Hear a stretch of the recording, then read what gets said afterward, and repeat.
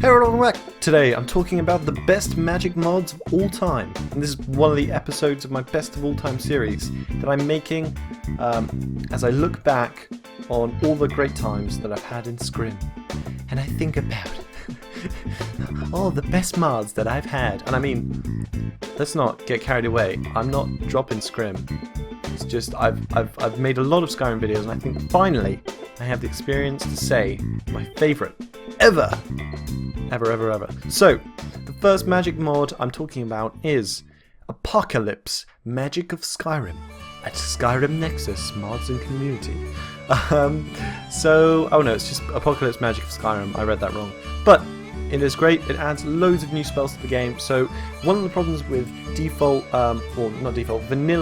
Skyrim magic for me is that there's just not enough spells. You know, you're either a fire dude, a lightning dude, or an ice dude, or you're a Healy dude, or you make dudes.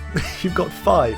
Those are the 5 magical essences that permeate through the universe. But yeah, that's pretty much it for me. Apocalypse adds loads of new spells, so instead of the just the progression from flames to fire bolts to fire balls and fire cannons and fire clouds and whatever, it adds loads of more options that you can do, and it's really great. So you've got things, I'll just give you a couple of examples.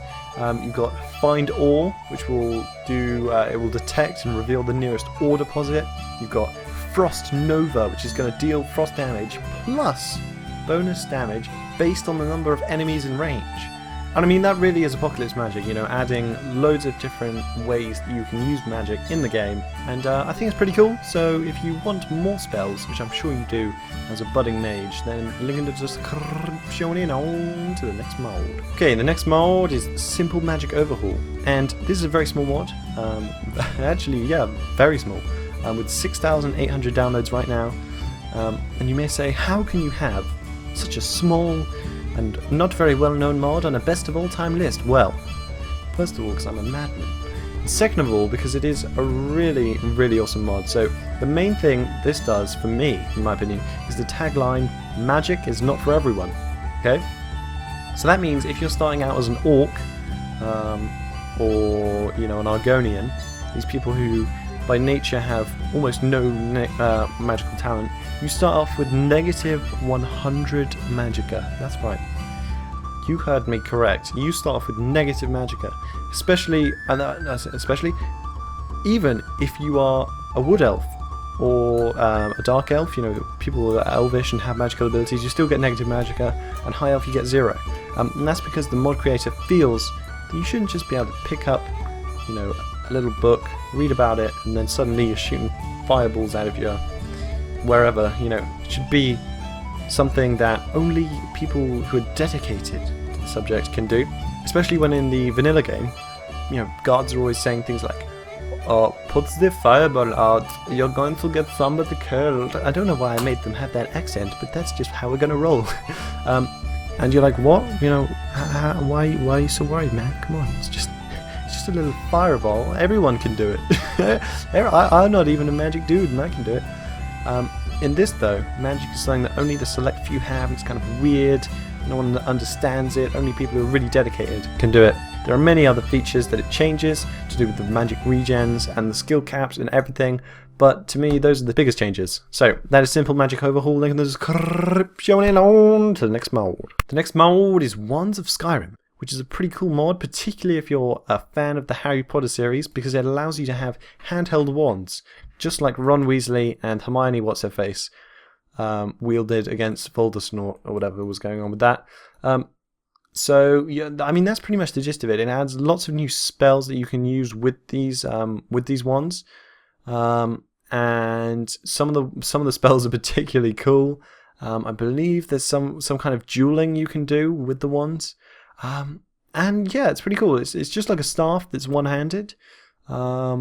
Although, I mean, they do make the point that it does add a lot of new dynamics. Like, I particularly like the Gust spell, that it creates like a whirlwind that knocks them back, and the spells look much cooler at least in my opinion, than the default ones that you shoot out of your hands. Like, they're much more powerful. If you like let's say there's 4 guards lined up, if you chuck a gust, you know, you're gonna knock them all over. It's a bit like a Visceradar sort of thing. And yeah, I mean, if you're not a fan of Harry Potter and you are a fan of lore, then you may not appreciate it, because I do not believe ones have ever appeared in the rest of the Elder Scrolls series. If they have, then please let me know in the description. But yeah, so I would recommend checking that out, just for a new dynamic in the game. The next mod is Immersive College of Winterhold. Now, this mod is effectively a texture and organization revamp 3 million of the College of Winterhold, because it's supposed to be like Hogwarts, but Skyrim style, if you will.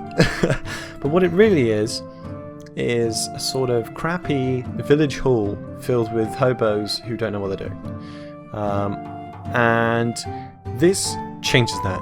It, apart from reorganizing all the rooms into being more mysterious with weird patterns on the walls and like you know, being quite dim. You know, you go in there and you're like, whoa, what is this room? This is crazy. This is crazy. This mod also actually changes how the people in the college act, because in the vanilla game, there are these masters who are like, excuse me, do you even magic? And they're like, and they just start doing the really basic spells that no one cares about, like flames and lightning crap. Like, who cares about that? And meanwhile, you can do stuff that's much cooler than that. And you're like, why won't you love me? So instead, these people now actually start doing really complex and late game spells that you probably have never even seen. You magic noob. I mean, sure, if you've played through the game, still, your character will never have seen these, and he will look at the masters and be like, bro, teach me some of that. But guess what? They can actually teach you some of that, because this mod also adds a new way of learning. So instead of just going up to people and being like, can you please train me in destruction magic? Yes. And then the screen goes black and it goes up again, and you're a master, and your pocket is emptied of like 2,000 gold or whatever.